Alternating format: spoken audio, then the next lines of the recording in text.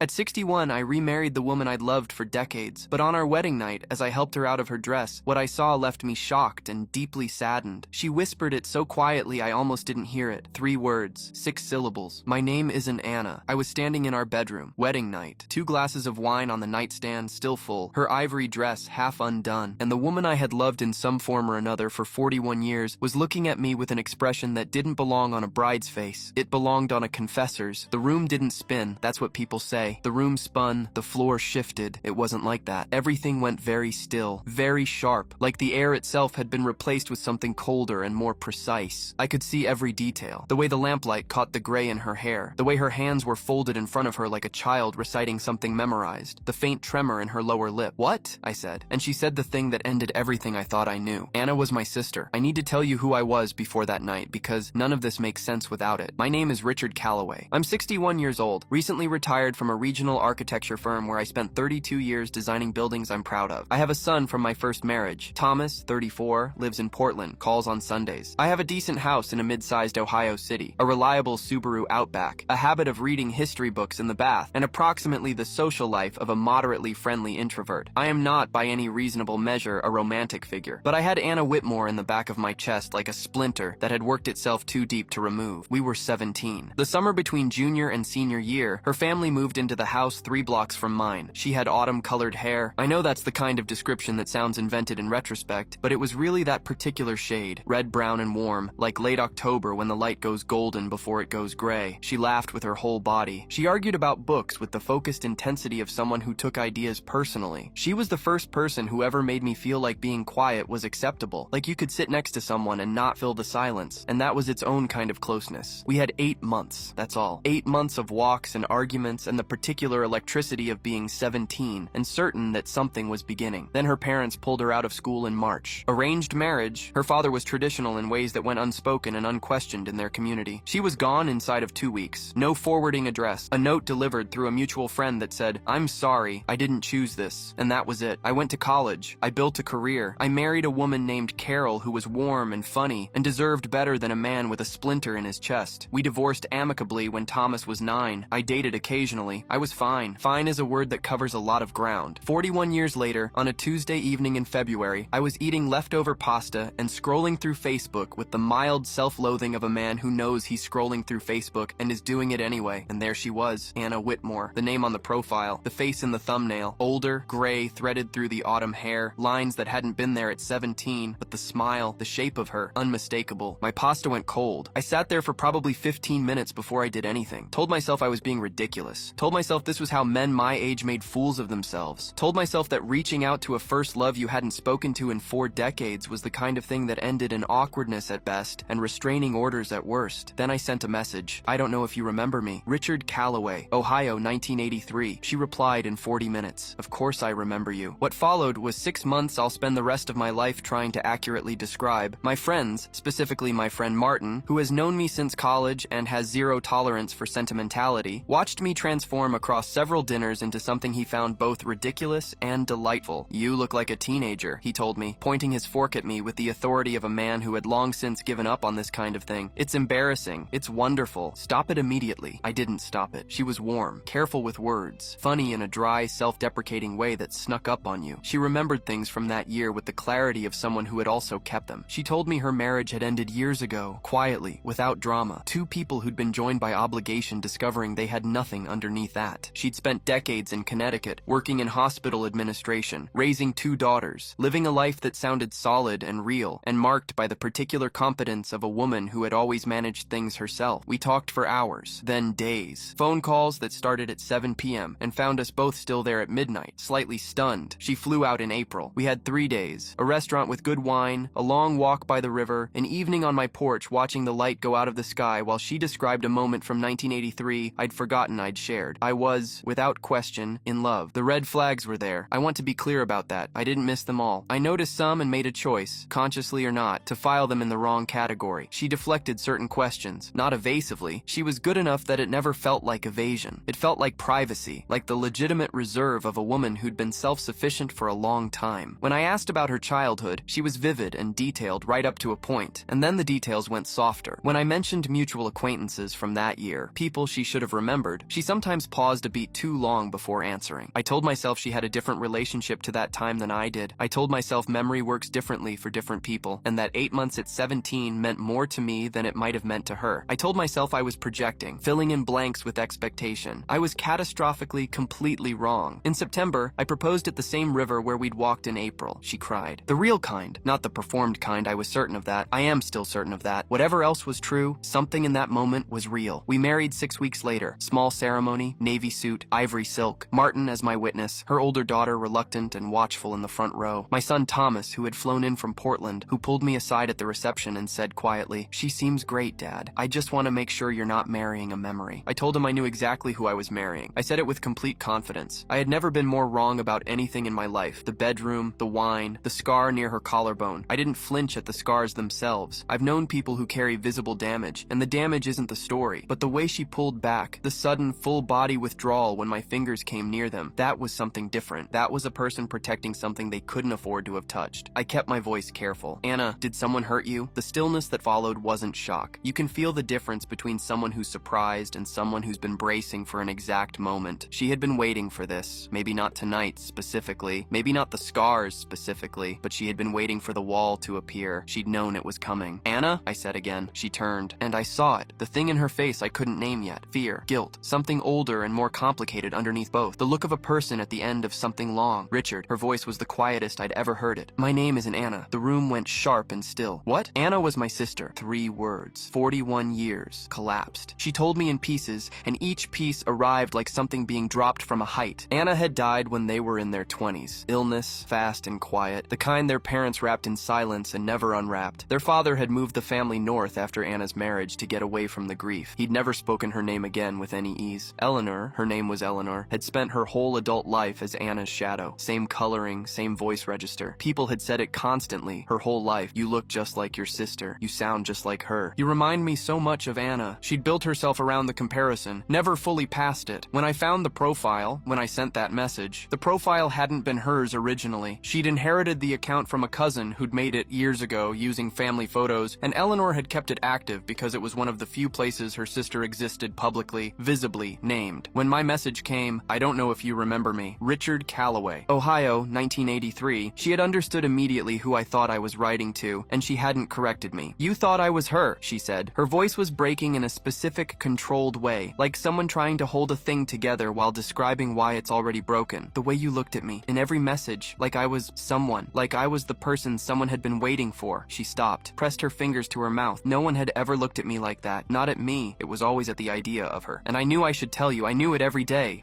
She stopped again. "What's your name?" My voice came out flat. I didn't intend it to be cold. It just was. She lifted her face. "Eleanor." I said nothing. I stood there in my navy suit jacket, still half dressed, in a room that had been a bedroom for 11 years, and now felt like a location where something had happened, and I tried to find a single thought that completed itself. "I just wanted to know what it felt like," she whispered. "To be chosen. Just once. The way you always chose her." I didn't sleep. I lay beside her in the dark, and she lay beside me, and neither of us spoke, and the space between us was wider than any 2 people in a bed should be able to make. At 4:17 a.m., I know because I watched the clock turn, I accepted that I wasn't going to sleep. I got up, put on a sweater, made coffee in the kitchen, sat at the table with it until the sky started to lighten. At 7:30 a.m., I made the call. Patricia Lowell had been Anna Whitmore's best friend since they were 11 years old. She was 62 now, still in Connecticut, ran a small bookkeeping practice, and had married the same man she'd been with since college. She was not someone I knew well. We'd met twice briefly during those 8 months in 1983, but she was someone I knew Anna had loved. Someone who would know the real shape of things. She picked up on the 3rd ring. I told her everything. All of it, start to finish. Standing at my kitchen window while the October light came in at a low angle and Eleanor slept in the room down the hall. Patricia listened without interrupting. When I finished, there was a silence that lasted long enough that I checked the phone to make sure the call hadn't dropped. Then she said, "Richard, there's something else you need to know about Eleanor." Her voice was the careful voice of someone who has been sitting on information and has just been handed permission to release it. She told me about James Whitfield, a retired banker in Boston, 64, widower. Eleanor had come into his life 3 years ago through a church group, and he had believed for approximately 8 months that he was corresponding with and then dating a woman who had been his colleague's late wife, a woman who had died. Eleanor had located photographs, stories, had slid into an identity with the practice of someone who had learned the shape of the space beforehand. Whitfield had proposed. Eleanor had accepted. The truth had come out through an old photograph at a family gathering. gathering. A guest who knew the real woman, who took one look at Eleanor and said quietly, "That's not her." Whitfield had not pressed charges. He had paid to have it quietly resolved, the way men of a certain generation deal with the humiliations they can't bear to have named in public. Then there was a man named Gerald Forsyth in Vermont, retired, wealthy, gentle in the way that left people vulnerable. Same pattern, a dead woman's name, an inherited resemblance, a relationship built on someone else's ghost. That one had lasted 11 months before it unraveled. "I always wondered when she'd do it again," Patricia said, not with satisfaction, with something heavier. "I should have, I don't know, warned someone, but warn who? I didn't know who she'd find." I thanked her, hung up, stood in the kitchen for a while. Eleanor was awake when I came back, sitting at the table with her coffee, wearing one of my sweaters, her hands wrapped around the mug, watching me in the way of someone who has run the calculations and knows how they come out. I placed my phone on the table between us. Patricia's final message, text, names, dates, a photograph she'd sent of a small newspaper notice from a Connecticut community paper about a fraud complaint, face up on the screen. Eleanor looked down at it. The color left her face the way tide goes out. "You weren't just a lonely woman looking for love," I said. I pulled on my coat. "You were a woman who'd already done this twice before. I want to be precise about what happened next, because precision is the only thing I had access to. Emotion was there. Enormous, complicated emotion. But I couldn't afford to lead with it. I'd built things my whole professional life. When a structure fails, you assess the damage methodically. You don't stand in the rubble and weep. You figure out what's still load-bearing. What was still load-bearing, I decided, was truth. The entire truth. My attorney, Daniel Park, 27 years in family and civil law, meticulous in the way of someone who had learned exactness the hard way, took my call that afternoon. I'd used him for my divorce from Carol and trusted him completely. He was quiet while I explained. When I finished, he said, "How recently were you married?" "Yesterday." A pause. "Come in this week. Wednesday. We're going to talk about annulment, misrepresentation, and whether what you've described meets the threshold for fraud. Bring everything, the messages, the documentation your contact sent." I brought everything. Wednesday afternoon, sitting across from Daniel in his downtown office with the framed photograph of Mount Rainier on the wall and the coffee that was always too strong, I spread out a 6-month history, printed message threads, Patricia's photographs and documentation, a timeline I'd assembled the night before at my kitchen table while the house was quiet. Daniel read through it with the stillness of someone who processes information by going completely motionless. When he finished, he set the pages down and looked at me over his glasses. "You have a strong misrepresentation case," he said. "The identity fraud element, using a deceased person's name to establish a romantic relationship, has been successfully argued in annulment proceedings. The prior pattern of behavior establishes intent. The question is how loudly you want this to go. What does loudly mean? Civil suit for fraud, potential criminal referral depending on what we can establish about financial conduct during the relationship." He paused. "Did she have access to any of your accounts?" I thought about it. Early in our relationship, I'd added her to a joint checking account for household expenses after she'd moved in. This was standard. I'd thought nothing of it. She had a debit card. Daniel's expression didn't change, but something in it sharpened. "Pull those statements going back to when she received the card." I did that evening. It took me 40 minutes with a cup of cold tea and a growing hollow feeling in my sternum. 6 months of statements. The household expenses were reasonable, but there were 10 withdrawals I couldn't account for. ATM pulls, always under $500 to avoid flagging, spread across 5 months. $4,200 in total. Nothing dramatic. Nothing that screamed. The kind of draining that only becomes visible in aggregate. I printed the statements, added them to Daniel's file. The next week, while I was gathering documents, my son Thomas called from Portland. He'd heard a version of events from Martin, who had called him, I learned, out of a concern he'd apparently been sitting on for some time. "Dad." Thomas's voice was careful in the particular way of a son who loves his father and is walking a line between truth and kindness. "What can I do?" "Nothing yet, just stay available. I'm flying in Friday." I didn't tell him not to. Here's where things became complicated in a direction I hadn't anticipated. Thomas arrived Friday evening. He's a methodical person, takes after me in the ways that are useful, takes after his mother in the ways that are warm. He sat across from me at my kitchen table with a legal pad and the expression of a 34-year-old who has decided his father needs practical help and is going to provide it. "The daughters," he said. I looked at him. "Eleanor's daughters. Have you had any contact with them?" I hadn't. After the wedding night, Eleanor had been staying in the guest room. We hadn't discussed anything formally. We'd simply arranged ourselves into parallel orbits in the same house, speaking in the minimal, careful ways of two people managing a situation. Her older daughter, the watchful one from the wedding, whose name was Carla, had texted once asking how the honeymoon was going. Eleanor had replied with something short and positive. I had not been involved in that exchange. "The older one," Thomas said. "She's been posting." He turned his phone to face me. Carla's Facebook page. Public, it turned out. 3 posts in the past 4 days. Carefully worded but legible in their intent. References to complications in her mother's new marriage. References to a controlling situation. References to her mother being in an emotionally difficult place. Nothing accusatory, nothing specific. topic, but a narrative beginning to form, delivered to whatever audience might be assembled. She was getting ahead of it. That was the moment the hollow feeling in my sternum became something harder and colder. If this became a story of a controlling older husband and a fragile wife, Daniel's case got messier. Not impossible. The documentation was strong, but messier. Public perception runs ahead of legal proceedings and drags the emotional terrain behind it. I knew enough about how these things went to understand that the first story to reach people tends to shape how they hear the second one. I called Daniel that evening, told him about Carla's posts. He was quiet for a moment. "Document them," he said. "Screenshots, timestamps, everything. Don't engage publicly. Let me make a call." The call he made was to a woman named Suzanne Merritt, licensed private investigator, 18 years of experience, specialist in identity fraud and civil fraud cases, former insurance investigation consultant. She had worked with Daniel's firm on several prior cases. She was precise, unhurried, and within 48 hours of being retained, had a file on Eleanor that was considerably more detailed than anything Patricia had given me or I had assembled myself. James Whitfield in Boston, Gerald Forsyth in Vermont. A third man, this one I hadn't known about, named Howard Baines in upstate New York, 67, retired contractor. That relationship had lasted only 4 months and had ended when Howard's adult son became suspicious and confronted Eleanor directly at a family dinner. Howard had not pursued any action. He'd been embarrassed. He'd wanted it to be over. 3 men, same pattern. Not identical in every detail. Eleanor adapted her approach, seemed to calibrate to each target, but structurally the same. A deceased or missing woman, an inherited resemblance or access to identity materials, accelerated intimacy, financial access established carefully, in small amounts, never enough to trigger obvious alarms, then a managed exit when the situation became unsustainable. Suzanne Merritt sat across from me in Daniel's conference room on a Tuesday and laid the file on the table with the same flat efficiency with which she apparently did everything. "She's careful," Suzanne said. "The amounts are always under the threshold that triggers automatic fraud review. The targets are isolated enough that cross-referencing is difficult. She's been doing this for at least 8 years that I can document. Do the prior men know about each other? Howard Baines does now. I spoke with him yesterday. He's willing to provide a corroborating statement." James Whitfield was harder. He had resources and a deep preference for privacy. His attorney, reached through a back channel Daniel had, indicated that Whitfield was not interested in becoming part of a public proceeding. He was, however, willing to have his documentation reviewed privately in support of any case that didn't require his direct testimony. That left Gerald Forsyth, 71 years old, living alone in a house outside Burlington, Vermont, with a garden he tended and a quiet life he'd rebuilt carefully after Eleanor. When Suzanne reached him by phone, he'd been silent for a long moment. Then he said, "I've been waiting for someone to call about her." The annulment filing happened on a Thursday morning. Daniel had prepared a comprehensive petition: material misrepresentation of identity, fraudulent inducement of marriage, documented pattern of similar conduct, evidence of financial fraud. He was exact about the charges. He was not cruel, but he was exact. Eleanor was served at the house. She was still living there, had nowhere else to go. And I had not asked her to leave because I was not going to do anything that could be characterized as emotional pressure during an active legal proceeding. That was Daniel's advice, and I followed it. She read the petition in the kitchen. I wasn't in the room. I was in my office with the door half open, listening without wanting to listen. I heard her set the papers down. I heard her go very still. And then I heard her say to no one, "Okay, just that, okay," like someone who has been bracing for a wave and finally feels it arrive. She retained her own attorney, a woman named Sandra Lee, competent and measured, who called Daniel within 24 hours to discuss the parameters of a settlement. There would be no contested proceeding. Eleanor would sign the annulment, repay the $4,200 in documented withdrawals, and cooperate with the civil statements that Howard Baines and Gerald Forsyth were prepared to submit in support of their own potential proceedings. Sandra Lee negotiated hard on one point. She did not want Eleanor named in any criminal referral. Daniel discussed this with me at length. My honest answer was that I didn't know what I wanted. I wanted the truth documented. I wanted the pattern visible. I wanted the next James Whitfield or Gerald Forsyth or Richard Calloway to have something to find if they looked. What I did not want was to be the person who destroyed Eleanor. That's a distinction I've turned over many times since, and I'm still not sure I've resolved it cleanly. She had done real harm. She had done it with intent, and she had done it repeatedly. But she had also sat in my kitchen in my sweater with a cup of coffee, watching me come back from a phone call. And when I laid the evidence on the table between us, she hadn't run. She hadn't raged. She'd gone white and gone quiet and said, "Okay." Something in that okay was the most real thing I'd ever heard her say. The criminal referral went forward, not at my initiative, but because Howard Baines, once he understood the scope of the pattern, wanted it to. He had a daughter close to Eleanor's daughter's ages, and he wanted something on record. I understood that. I supported it. The referral went to a detective, Marcus Webb, 11 years in financial crimes with the Cuyahoga County Sheriff's Office, who reviewed the compiled documentation from Suzanne Merritt's file and the corroborating statements and opened a formal case file. I don't know the current status of that case. I don't follow it. That's Webb's work, not mine. Carla's social media posts stopped after Sandra Lee's involvement began. I don't know what Sandra told her, but the narrative that had been forming in public dissolved the same way it had appeared, quietly, without announcement. Eleanor left my house on a Sunday in November. She was thorough about it, left every room the way she'd found it. Better, actually. She'd rearranged the kitchen in a way that made more sense, and I've kept it that way. She left a note on the kitchen table. 3 sentences, handwritten on a piece of my notepad paper. I know this doesn't change what I did. I want you to know that what I felt was real, even if everything else was wrong. I'm sorry for both of those things. I read it 3 times and then put it in the drawer where I keep important papers that I don't know what to do with. There are things I've had to sit with in the years since this happened, and I'm going to be honest about them, because this story isn't just about Eleanor. I fell in love with a ghost. That's the bottom line. I found a Facebook profile, saw a name I'd carried for 41 years, and I needed it to be her so badly that I didn't ask the questions that were available to me. I could have called Patricia in the first month. I could have found other people from that time and triangulated. I could have noticed earlier than I did that the woman I was talking to sometimes paused too long before answering questions she should have answered without thinking. I chose not to notice, not consciously. I'm not someone who makes that choice and knows he's making it, but the unconscious version of that choice is still a choice. I wanted Anna Whitmore back badly enough that I was willing to take her shape without asking too many questions about what was underneath it. Eleanor found that willingness. She understood it, maybe better than I did, because she'd been living in Anna's shadow her whole life and knew exactly how people received that face, that voice, that resemblance. She knew what it did to them. She knew what it would do to me. That doesn't excuse what she did, but it's the truth of how it worked. My therapist, Dr. Caroline Marsh, 20 years in clinical practice, with a direct style I find useful and a complete absence of sentimentality about difficult truths, has spent several sessions with me on this particular mechanism, on what it means to need something so badly you build the house before you check the foundation, on what it costs and what it might teach to have the whole thing come down. You spent 40 years loving someone you couldn't have, she said during one session, and then someone arrived who let you. What would you have had to give up to ask harder questions? I thought about that for a long time. The answer was everything. I would have had to give up the possibility, and the possibility was the thing I'd been living on. Thomas flew in for Christmas. We cooked badly and watched a football game we were both only half watching, and talked about his work and my work and the book I'd finally started reading. It snowed on Christmas Eve, lightly, and we sat on the porch for a while in our coats watching it come down. He didn't bring her up. I didn't either. At some point he said, "Are you okay, Dad?" I thought about it. "I'm getting there," I said. "That's enough." Martin, at dinner in January, raised his glass across the table and said, "To the most dramatic retirement in Ohio history." I raised mine. I was hoping for quieter. "Clearly you weren't," he said, but not unkindly. I think about Anna sometimes. The real Anna. The one I knew at 17. The one who died in her 20s while I was somewhere in Ohio building a life and not knowing I'd already lost her. I think about what she would have become. Whether she'd have found her way back to someone who loved her the way I'd loved her then. Whether she ever knew at the end that she'd been that to someone. That specific, irreplaceable thing. I hope she knew. I have no way of knowing if she did. I think about Eleanor too. I think about her in the kitchen in my sweater, and the way she said okay when the papers arrived, and the 3 sentences she left on my notepad before she drove away on a Sunday in November. I think about a woman who spent 60 years as someone else's shadow, who found a stranger's message meant for the dead, and who made a choice that was wrong in almost every measurable way, but that contained, somewhere underneath it, something achingly human. She wanted to be chosen. I understand that, more than I wish I did. The annulment was finalized in March. I went to Daniel's office, signed the last documents, and shook his hand. He said, in the way of a man summarizing, "You handled this with more restraint than most would." I said I wasn't sure restraint was the right word. "What would you call it?" I thought about it. "I just tried to see clearly," I said. "A lot later than I should have, but eventually," he nodded. We shook hands again. I walked out into a gray afternoon and drove home. On the kitchen table, in the drawer under the good notepad, is a 3-sentence letter and a photograph from a September wedding, navy suit, ivory silk, that I've looked at exactly twice and don't plan to look at again for a while. The ghost I loved for 41 years is still gone. She was always going to be gone. That's the part I had to learn the hard way. You can't recover what was lost. You can only figure out what's real and hold on to that instead. It's slower. It's harder. It asks more of you, but it's the only way anything actually stands. I got the dog, not a golden retriever. I ended up with a 7-year-old rescue beagle named Frank, who is opinionated and affectionate, and appears to believe the couch is his by natural right. Thomas thinks Frank is the best thing to come out of the last 2 years. He's probably right. I'm reading again. I'm designing again. Small projects, consultative work, the kind that uses everything I learned without requiring me to run a firm. I see Dr. Marsh on alternate Thursdays. Last week, Martin pointed out that I was smiling at something and not performing it. Just actually smiling. He seemed more surprised than me. The woman I loved for 40 years never existed the way I imagined her. The woman I married wasn't who I thought she was. And yet here I am, older, more accurate, in a house with a beagle who has claimed the couch and a kitchen that makes better better sense than it used to. There are worse places to rebuild from. If you made it to the end, you've been sitting with grief and deception and something that I hope felt true. That means something. Hit like if it did.